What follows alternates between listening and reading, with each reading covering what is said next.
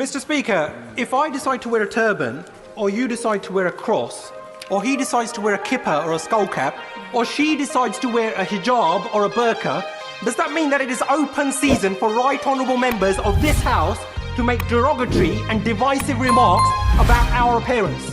For those of us who from a young age have had to endure and face up to being called names such as Towelhead or Taliban or coming from Bongo land, we can appreciate full well the hurt and pain felt by already vulnerable Muslim women when they are described as looking like bank robbers and letterboxes.